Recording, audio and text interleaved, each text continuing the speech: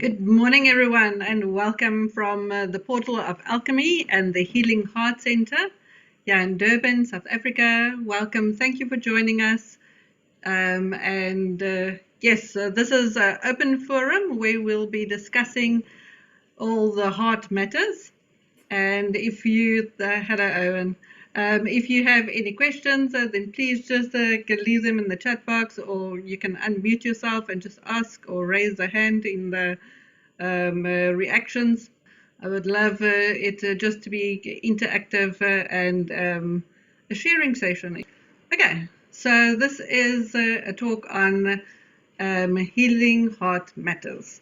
And it's one of the reasons why I've started the Healing Heart Center. So, whom of us haven't had our heart broken? And I was talking to a number of clients over the past couple of months, and some would say, you know what, I didn't have it so bad, or some people think, no, they don't need healing because they haven't experienced trauma, or because they compare their lives to others. But it's when we dismiss that which we've gone through or been through, or that which is unhealed within ourselves, that we become broken people, because broken hearts does leave us feeling broken. And as a healer for the past 11 years, I know all too well the importance of emotional healing. And healing of the heart is the most important part that we should attend to and focus on.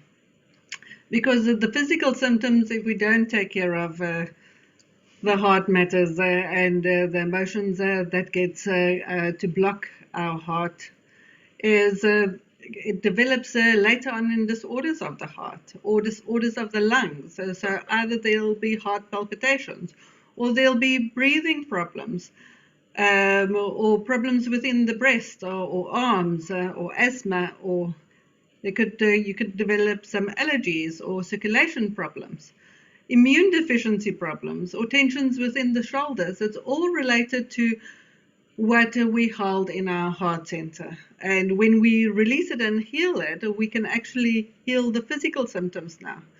People will tend to rather go to doctors or have all this operations or things, and mostly it was caused by the emotions that's just built up. So people in the past that haven't realized the importance of releasing the emotions that's built up in the heart. It's like, you know what, so I'm not the only one that's gone through a divorce, or I'm not the only one that's gone through this. There's others that also, or others that have it worse. We respond differently to the events that we go through, but it is for us to take responsibility for our feelings. Then we heal ourselves, because it's no one else that will heal us. So the trauma that closes our heart could be, as they say, trauma is the response to a deeply distressing or disturbing event that overwhelms an individual's ability to cope, causes feelings of helplessness, diminishes the sense of self and the ability to feel a full range of emotions and experiences. And that means we can experience trauma in a wide variety of events and experiences. It doesn't necessarily just have to be somebody dying or being abused. It's our levels of sensitivity that dictates if we experience that as a traumatic event or not. It can be losing all your possessions. It can be losing something that you loved. It can be being bullied, either as a child or feeling victimized and bullied at work, or by an inconsiderate boss. There can be major challenges like moving home, can be very stressful. I've moved about 9 times in the past 2.5 years, so I understand that. But finally I found a place that I that I love. It's got the energy that I wanted, the environment that I wanted. So sometimes it's necessary, but it's still challenging. And sometimes we can feel so challenged by our challenges that we need to catch up with ourselves and just to recalibrate and just get back to a new normal. The other traumas could be a loss of a loved one, and the loved one can be a pet. I've sometimes have clients that struggle a lot more to deal with the trauma of losing a pet because they gave unconditional love compared to family members that they got conditional love, or where the relationships hasn't been that harmonious. So it's not to dismiss, oh, you've just lost a dog, get over it. No, it's for some, it's they need a lot more sessions to help them through that. It can also be through divorce or separation, bereavement. Natural disasters can cause trauma, clinical illness, violence, and then major disease and this COVID situation that causes people distress.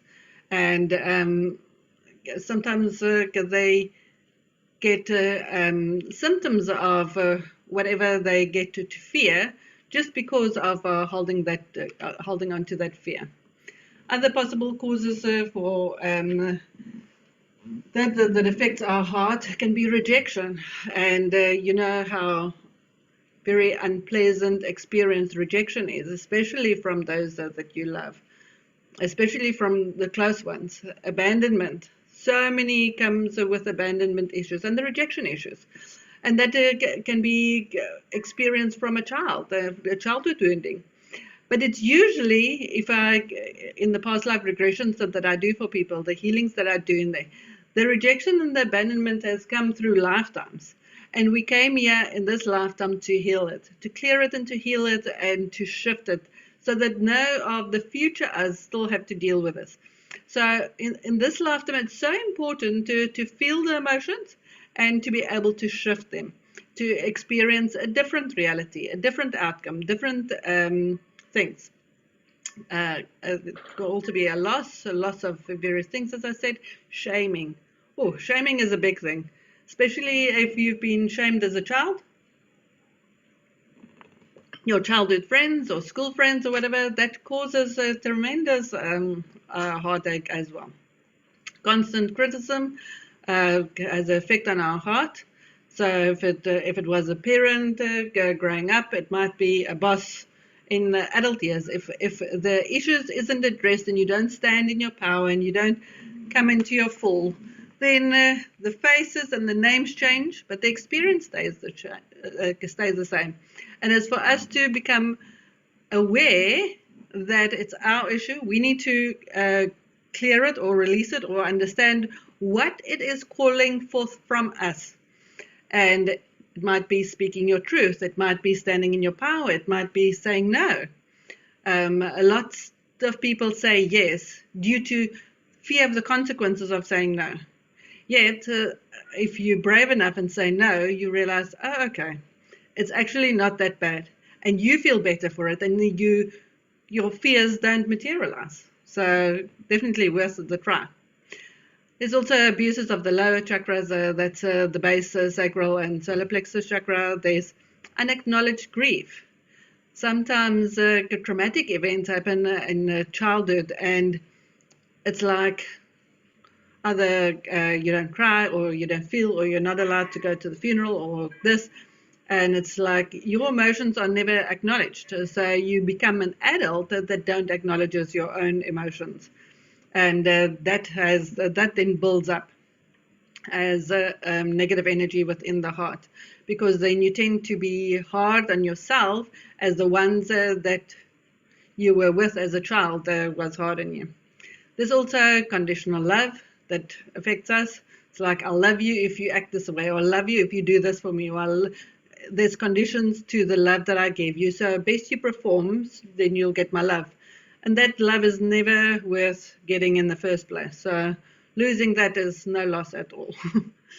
Then there's growing up in a loveless environment, or being in a relationship or married. I mean, even I have a number of clients that are in loveless marriages, and that is also another way to find happiness and joy. It's very, very difficult, very extremely difficult.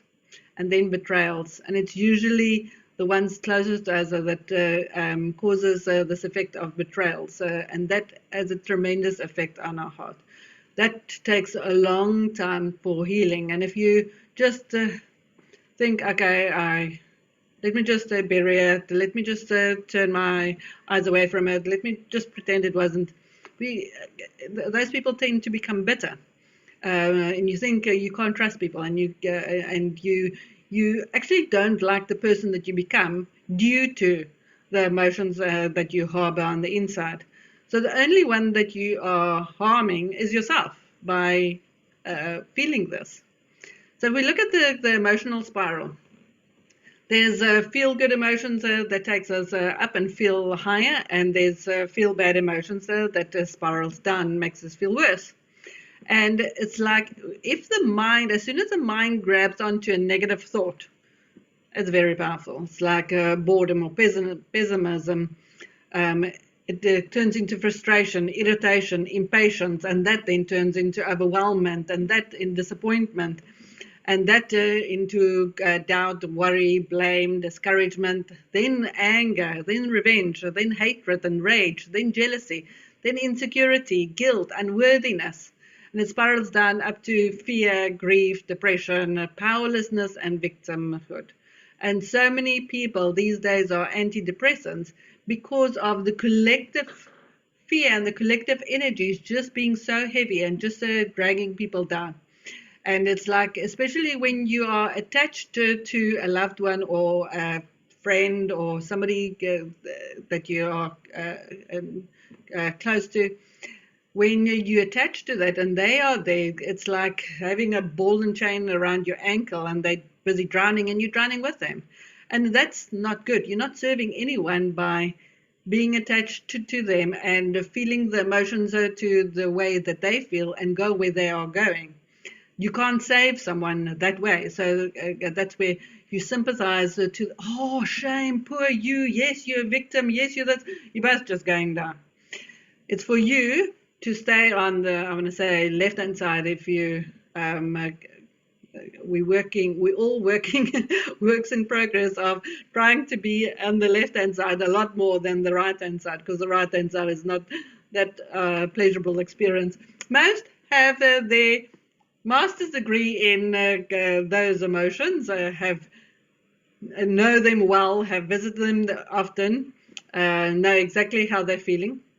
But it's for us to shift it to that which on the left-hand side, where you can just raise your frequency to come into contentment, and then raise it again, and then you become hopeful, and then raise it again, and then you feel that optimism building.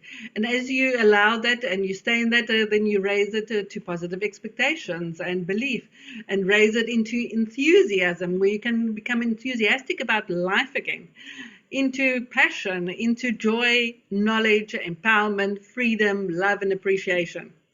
And that is what I like to shift people from feeling very much like they feel on the right-hand side column to the left-hand side. And it's like sometimes I wish I could take snapshots of people as they sit in front of me. It's like the before session and the after session is just like chalk and cheese. You can't believe it's the same person. They still have the same circumstances, the same events, but just the perception changes, the feeling changes, so the energy changes, and it becomes a whole different experience.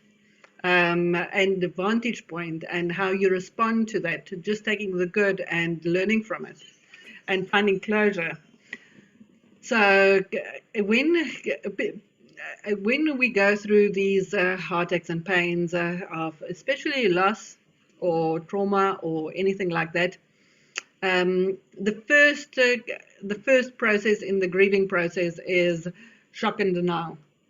Are so shocked by the experience, you can't believe it's true, because the previous day either you were still in a relationship or you were still married or you were still whatever, and suddenly the carpet is ripped from underneath your feet, and you just find yourself in total unfamiliar new territory, and it's like everything that you believed and everything that you thought is forever is now suddenly not forever. And it can be loss of a job, it can be loss of a house, it can be any of those traumas. So the first response that we have is a shock, and you deny it. It can't be happening.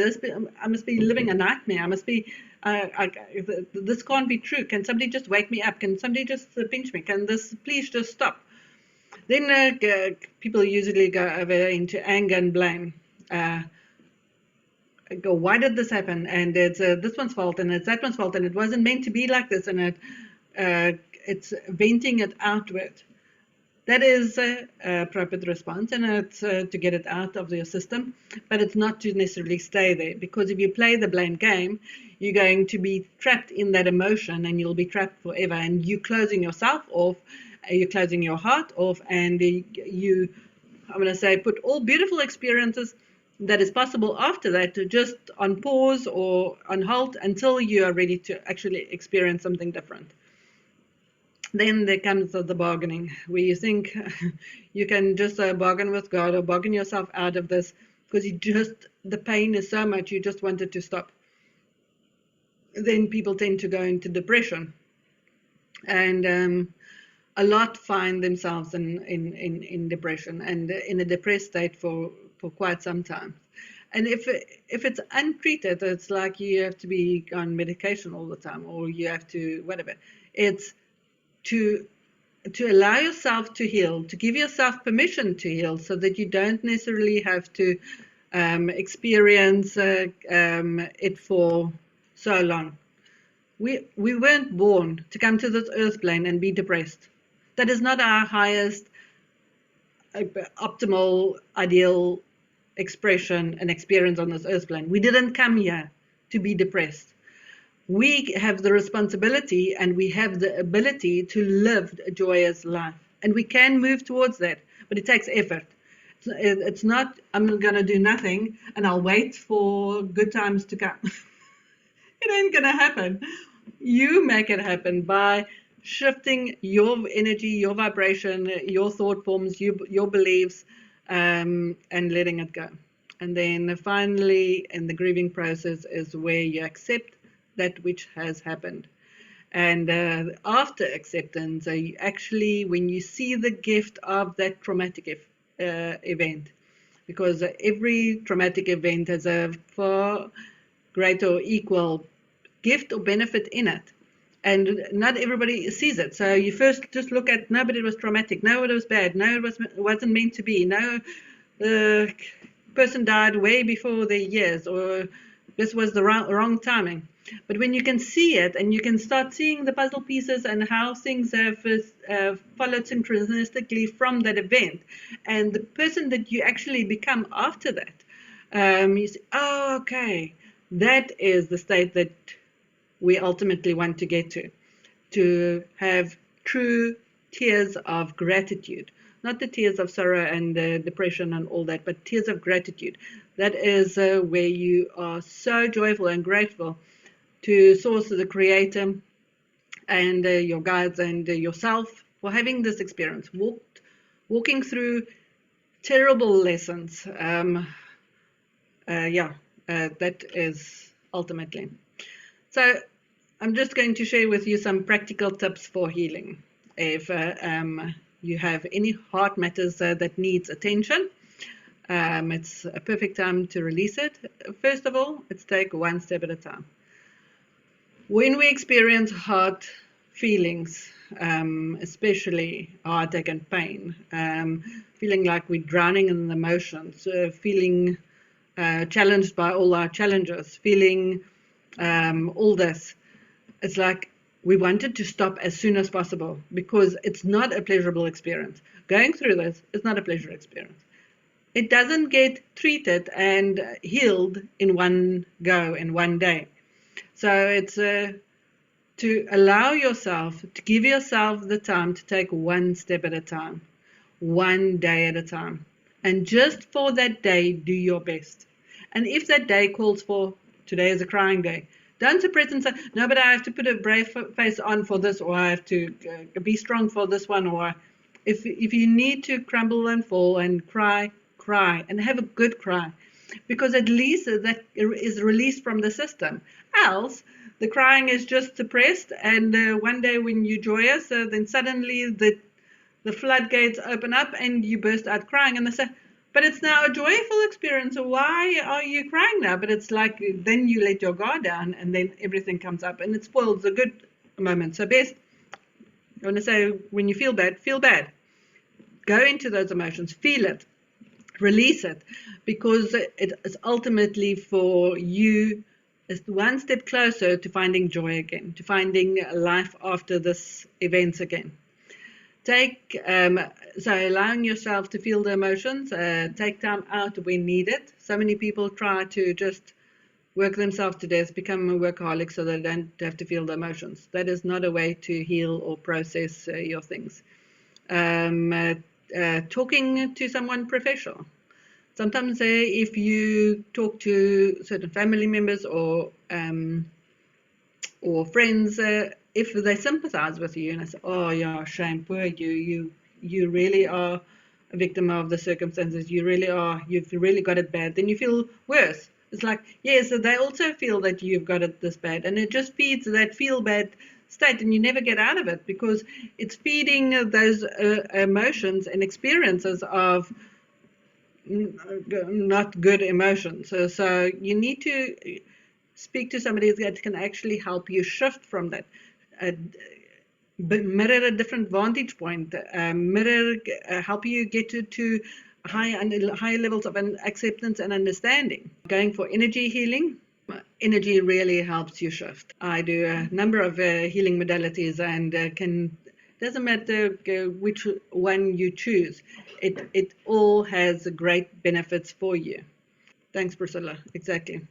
Decluttering is very important because it's to see what do you have in your environment.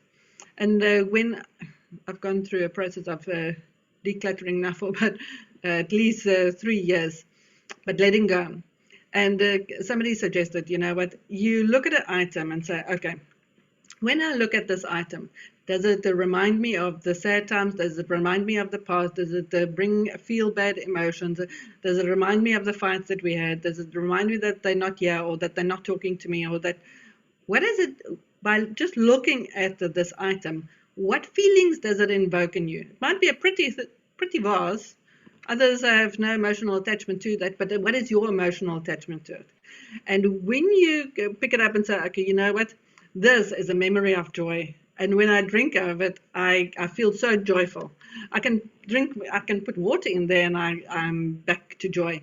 It's to have only that we still have good memories, good feelings, good energy, and brings joy. It's like, does it invoke excitement and joy and feel good emotions, or does it drag your emotions down? Because it's those little things in our house, in our environment, at work, that is triggers. So although it's subconscious triggers, we don't get to understand why we're feeling bad, but it's because we are triggered with 100 things in our house without realizing the triggers. And when you truly go and sit with it one item at a time, okay, are you still saying, or are you going? Then you actually get to clear. Then you invite new experiences and new feel-good things into your life, things that's practical, things that work. If it doesn't work, it needs to go out. So let go when you're ready. Sometimes people aren't ready to let go. And again, there's a time and place for everything. I don't take people into and force them to let go. It's like, if today they just want the energy, then I just give them the energy. If tomorrow they say, you know what, I've cried enough now, I've held on for enough now, I'm now ready to let go, then I help them let go. So it's like, you can't force yourself for certain things. You can only allow yourself to be ready when you are ready, and then face it and go through it. Then there's also journaling. I can highly, highly, highly recommend journaling. Okay, so journaling help us that the negative, that we can release the emotions that we hold on the inside. So if you've got toxic, heavy emotions and feelings on the inside, by journaling, you actually get it out. So I always suggest having two journals. One journal that you write all the feel-good stuff and your positive affirmations and positive feelings, and the feel-bad one, you write, you fold it in four and you burn it. Don't hold on to all those writings of the betrayals and the heartache and all that has gone wrong in your life.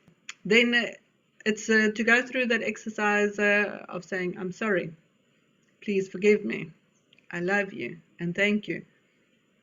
Not only with the others, but also with yourself. So, saying sorry to yourself for what you've gone through. Thank you, Priscilla and Owen, for those comments. Totally agree. It's forgiving yourself for trusting the person, forgiving yourself for having chosen the lesson, to get back to self-love, because we tend to externalize, so we tend to outsource love and say, okay, so who will love me? Who will conditionally love me? And then accept that in the shape or form that it comes in, and then it's taken away, and then you feel loveless again.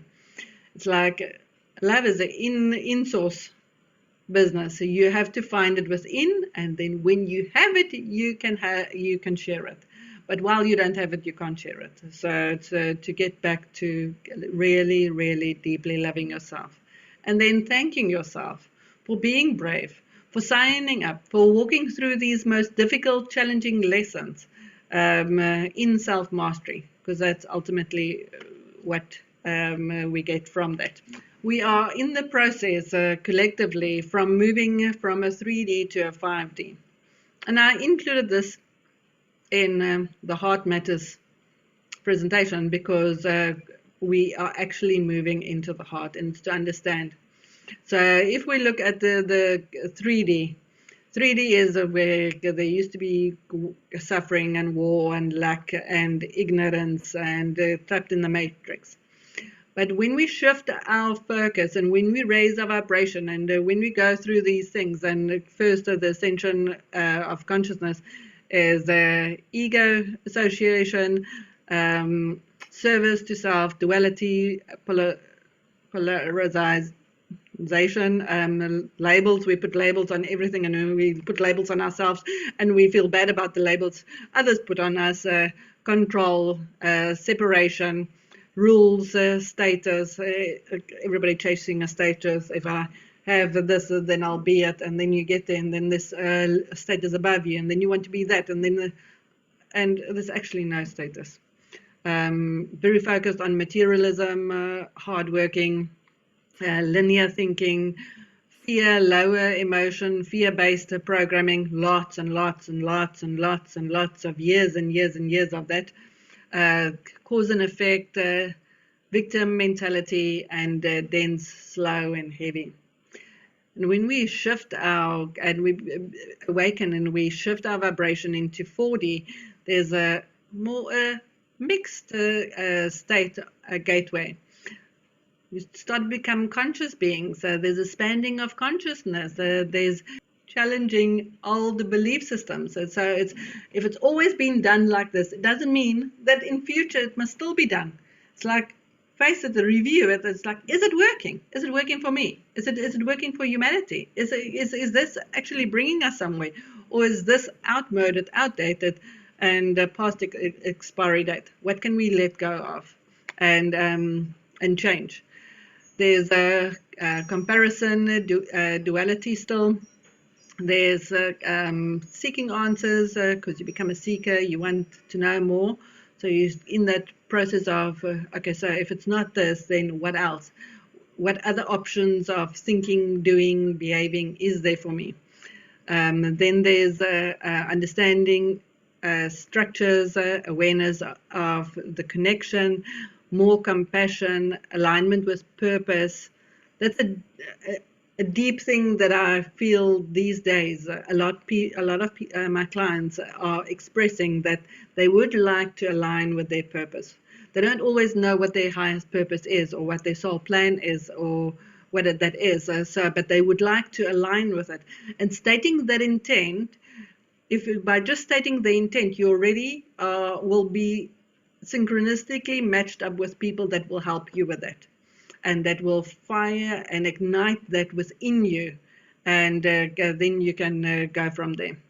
Remembering, I can remember when I started awakening, my first affirmation that I said is, I choose to remember. I choose to remember who I am. I choose to remember why I came here. I choose to remember what my purpose was for here. I choose to remember all my gifts and abilities. But it's to state that. There's so much that, because we came here with amnesia, but we don't have to stay in an amnesiatic state. We can actually wake up and have a different experience. Then there's a synchronicity happening. There's a flexible reality. There's a faster manifestation, and there's a more connection. And when we raise our frequency again a level up to 5D, we are getting to unity consciousness, that we realize that we are one unit. And what you do to another, you're actually doing to yourself, because you are connected to that energy. So it's like no use being at war with yourself. No use at being connected, doing anything bad to this, because you are doing it to yourself. It's like where, it's like certain people come back on this earth plane. So whatever you do, you can't just do it unconsciously, because you're going to reap the benefits or reap the consequences of whatever we do to this earth plane. So there's also a lot more aligning with the divine, walking with the divine, allowing the divine to live through you, in and through you, through your expression, through your eyes, through your kindness, through your compassion, through your heart-centeredness. That's why I included it in the heart matters, because that's where we need to operate from, the heart center. But if the heart center ain't happy and ain't a pleasurable place to sit at or be, due to what has been accumulating there, it's difficult to be there. So that's why we go through these cleansing. That's why we have planets in retrograde and whatever, because we can revisit and clear all things. And we constantly have to clear. It's like a house. You can't just move into a house and clean it the first day and think, okay, now I can stay there for 10 years and it's going to be beautiful. You have to clean it on a daily basis or on a weekly basis. Because then it is a pleasurable place to stay at. So, and the same as you have to do for the body. That's why emotional hygiene is so important. Then in 5D, we moving more to service to others. But it's not to be, I want to see the slave or grovel, or allow yourself to be a carpet for people to walk on, or to stomp on, or walk over, or anything like that. No. Service to others is where you can actually, whatever you do, think, feel, believe, is contributing a positive effect on humanity. If it is showing a beggar some kindness, if it is that you smile at the cashier, that you can see that they are having a bad day, and you just acknowledge, hey, how are you? Or I wish you well. I really wish you the most beautiful day. Because so many people are walking with blinkers on, and just going, yeah, I'm doing this, I'm doing that, and they don't acknowledge, they're not present in their walking, in their connection, in their communication. So being present, purpose-based, connectedness, high frequencies. Well, this is a very pleasurable experience where you move into your authenticity, activated senses, and a flow state, into abundance, in source information, in unconditional sharing, in guided, supported, co-created energies, where things becomes effortless, light, easy, and you share the universal knowledge in whatever way, shape, or form that you can on this living earth. So 2 days ago, I was with a very dear friend of mine, and we were playing with the cards, and I asked specifically a message that I can share with the group today. And I asked Spirit, what messages shall I include in my talk today? And I drew the hummingbird and joy, and I thought, how appropriate. And it was talking about lightening up. And that is what enlightenment is all about. It's dropping all these things that are heavy so that we can lighten up. And it says that life is not to be taken so seriously, and we do tend to take it so seriously. Life is very transitory and fleeting, and although we may interpret events in our life to considered worrisome, they're usually not that big of a deal, because in 5 years' time, whatever you're going through now won't even matter. Okay, it's what you go through doesn't define you. It's who you become that defines you, and you have control over that. You say what that will be. Then don't take everyday life too seriously. It's meant to be enjoyed, and it's that joyful feeling that I would like to share with people, that I would like to get them back into, because it's available to us all the time. That is our true state of being. That is our state of connected to source. It's following what brings your heart joy. Because if you live that, if you radiate that, if you bring that out into the world, then you make the world a better place, because then you touch those lives, and other people are influenced by that, and other people benefit by that. So it's to really sit and ask yourself the question, what brings my heart joy? What is it that brings my heart joy? And that's so I'm going to stop here, because we'll go into questions and answers. So I just want to see. So if I had to ask you what brings your heart joy,